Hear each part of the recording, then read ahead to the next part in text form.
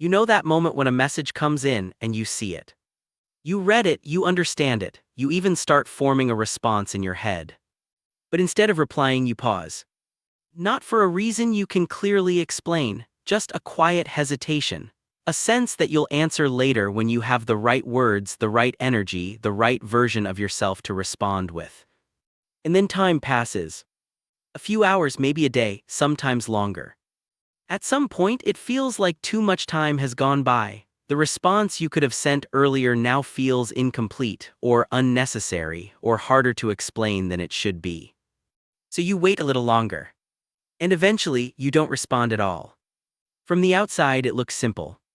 Like you ignored it, like you disappeared, like you chose distance for no clear reason. And when people try to make sense of that, they usually land on familiar explanations. They assume it means you're inconsiderate, or avoidant, or uninterested, that you don't value the connection enough to maintain it. But that interpretation doesn't quite reach what's actually happening. Because it doesn't feel like a decision. It feels like something that slowly slipped out of reach. People who tend to disappear without explanation are often described in surface-level ways, but there's more going on here than people realize. What looks like withdrawal is often something quieter. More gradual. More internal. From a psychological perspective, communication isn't just about responding, it's about regulation. It's about how your mind manages energy, expectation, and emotional presence. For some people, responding is quick and automatic. It doesn't require much internal adjustment. The interaction happens and they move through it naturally. For others, it's different. There's a layer of processing that happens before the response. A consideration of tone, of meaning, of how the message will be received, of whether it reflects what they actually want to say. And sometimes that layer creates friction. Not in a dramatic way. Just enough to delay the response. There's also a neurological side to this. The brain is constantly balancing stimulation and energy. Social interaction, even in small forms like messaging, requires a certain level of engagement, attention, interpretation, response planning. When your system is already carrying a lot mentally or emotionally, even a simple reply can feel like it requires more than you currently have available. So instead of forcing it, your mind postpones it. Not to avoid it. Just to do it properly later. But later doesn't always come. Because as time passes, something else starts to happen. The message becomes heavier. Not because of what it contains, but because of what it now represents. A delay, a gap, an unspoken explanation. And suddenly, responding isn't just about the original conversation anymore. It's about addressing the absence. Explaining why you didn't reply. Bridging something that quietly expanded over time. And that makes it harder. So the delay continues. Not out of indifference, but because the situation has changed shape. This pattern isn't just about how your mind works in the moment. It's also shaped by experience.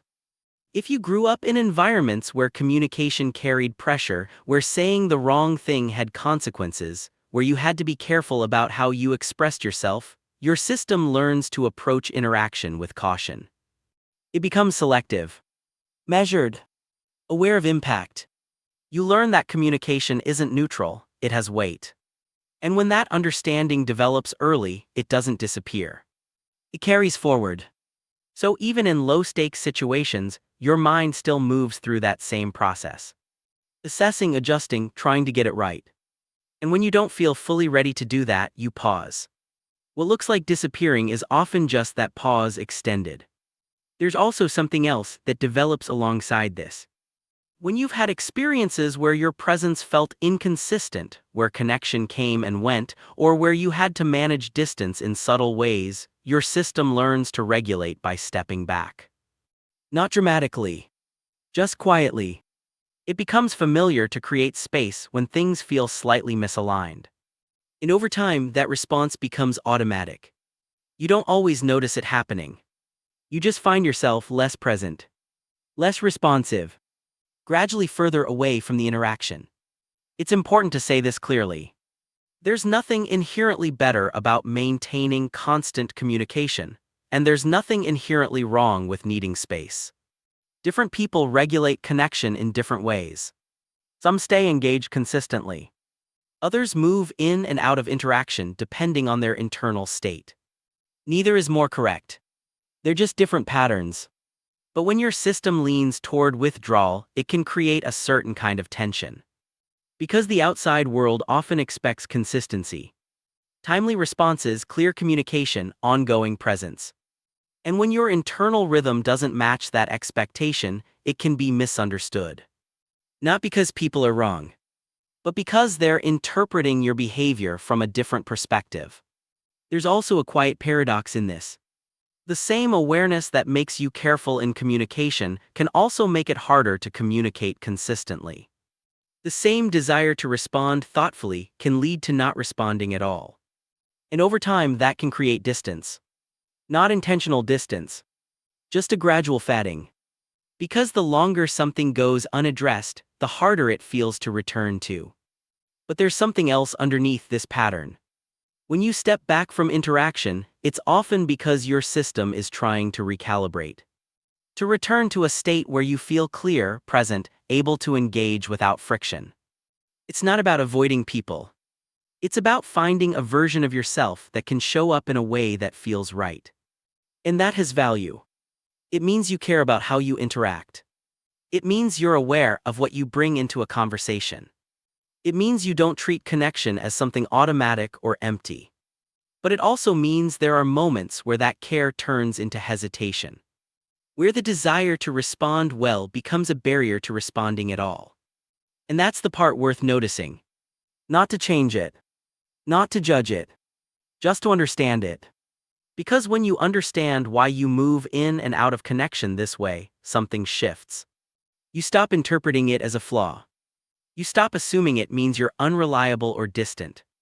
You start recognizing that your system is trying to manage something. Energy. Clarity. Emotional presence. And once you see that, the pattern begins to make sense. It becomes less about disappearing and more about how you regulate being present. Because nothing about this means you don't care. In many cases, it means you care in a way that requires alignment. It means you don't want to show up halfway. You don't want to respond without intention. You don't want to engage in a way that feels disconnected from how you actually feel. That's not something to dismiss. It's something to understand. And over time, that understanding changes how you relate to it. Not by forcing yourself to respond differently, but by recognizing the moment where a pause begins to turn into distance. By noticing when later starts to become not at all. And that awareness, even in small amounts, shifts the experience. Because instead of something that happens unconsciously, it becomes something you can see as it's forming. And once you can see it, it feels less fixed. Less automatic. More like a pattern than a trait. And if this feels familiar, there are probably other ways your mind manages connection that follow a similar logic. Subtle adjustments. Quiet pauses. Moments where you step back without fully realizing why. They don't stand out at first. But once you begin to notice them, they start to connect. And when they do, they tend to make a certain kind of sense.